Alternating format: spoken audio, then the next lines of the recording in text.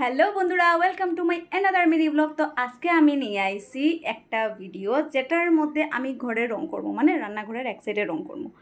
তো আমার রান্না বাড়া দেখছো, ঘরের অন্য কাজ দেখছো। তো আজকে আমার আরেকটাও ট্যালেন্ট দেখিলাও ছোটো মোটো।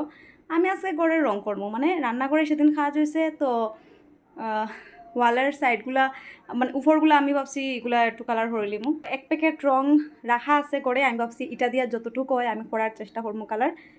বালতির মধ্যে আমি কালারটা আগে ডালি দিছি। ডালিয়া প্যাকেটের মধ্যে যেহেতু অনেকটা রং আসলো, তো আমি জল দিয়ে আগেটারে ভালো করে ধুইয়া লই লিছি। তারপরে দিকে আমি ভাবছি যে হয়তো আমি হাতা দিয়ে এটারে নাড়াইয়া ঠিক করে নিতে পারবো, বাট হয়েছে না। তো আমার হাত দিয়ে এটারে ভালো করে মিক্স করতে লাগছে।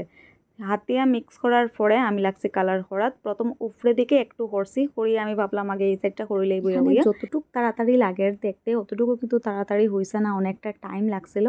তো আমি প্রথম ওই সাইডটা আগে করছি, তারপরে দিকে আমি আরেকটা সাইড করছি, যেহেতু ওই দুইটা সাইড আমার লেগে বেশি ইম্পর্টেন্ট। কোনো কাজ যে সোজা না, এটা করলে পরেই বোঝা যায়। আর আমি এই জায়গাটা কালার করার পরে দিদিও আমার সাথে হেল্প করছেন, দিদিও অনেকটা জায়গা কালার করিয়া দিয়েছেন। তো দুজনে মিলিয়ে আমরা প্রায় শেষ করে লিছি। তাড়াহুড়া করিয়া ওয়ালের এই দুইটা জায়গা আমার কালার করার একটাই কারণ যে আমি এখানে আনিয়া চুলাটা বয়ে দিতাম। আমি যদি এখানে আনিয়া রান্নাটা শুরু করে দিই, তখন বাকি সাইডটা আস্তে আস্তে করা যাইব। আর এই জায়গাটা আমি সারিয়া করছি নিচের জায়গাটা, কারণ এখানে একটু কাজ বাকি রয়েছে। তো এটি আমার বাইও পরে করতে পারবো। আমরা ছোট্ট একটা চেষ্টা, তোমরা কীরকম লাগছে নিশ্চয়ই জানাইও।